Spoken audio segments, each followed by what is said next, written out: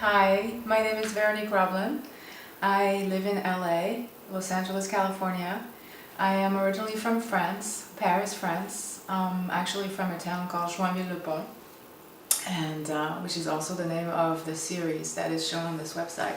I'm passionate about black and white photography. I'm a traditional photographer, I guess you could say. Black and white photography is my favorite type of photography. Primarily because it's very graphic, very pure, and film is very familiar. It's where I started.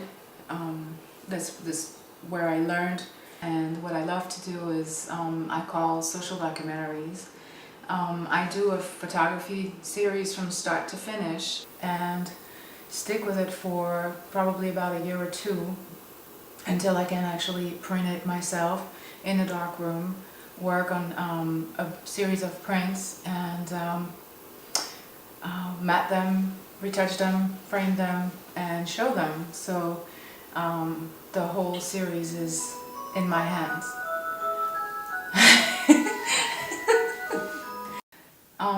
So this particular series called Joinville is a very personal, perhaps one of the most personal series I have shot, because it's about my hometown. The idea behind it at first was to document the places that I remembered as a child that I thought were changing, or how I came to see them after all this time had passed, having been gone from home for 20 years. And it turned out that these places had not changed so much, but the way that I saw the places had changed. I came to idealize my hometown a little bit and see it more as a romantic ideal, perhaps that does or does not exist, I'm not sure still to this day, but this is how I photographed my town. So this is what the series is about. It's about time passing, about moving on and looking back, and then coming to terms and at peace with life and your own life and your own choices, really. I started photography early on at the age of 8, around that time. My very first time taking pictures, my father gave me a snapshot camera, Kodak, and he was an amateur himself, and he took me by the hand to the stage at a live music concert, and we shot my first picture together. My first fascination with photography was movement, being able to capture movement on paper, seeing the performer frozen in time, and that was when I understood that I wanted to be a photographer, and the love of photography never left me since then. Photography school was very expensive and very difficult to get into in France.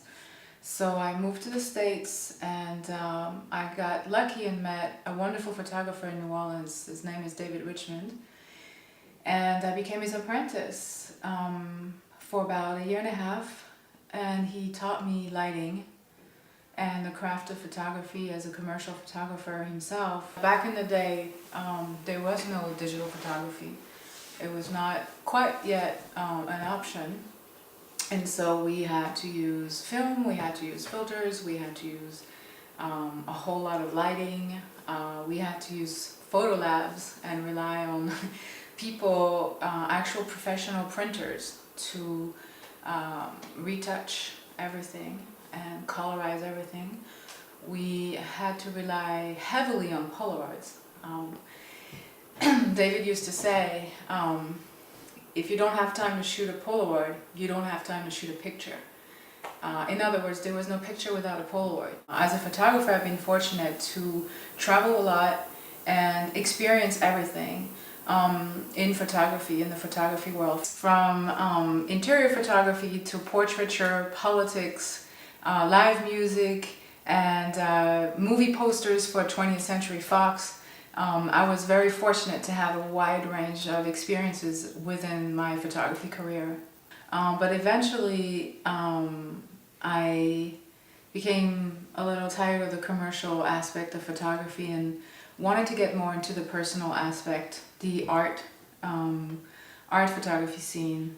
What the photographers over the years that have inspired me are mostly photographers who do social documentaries and share their vision of the world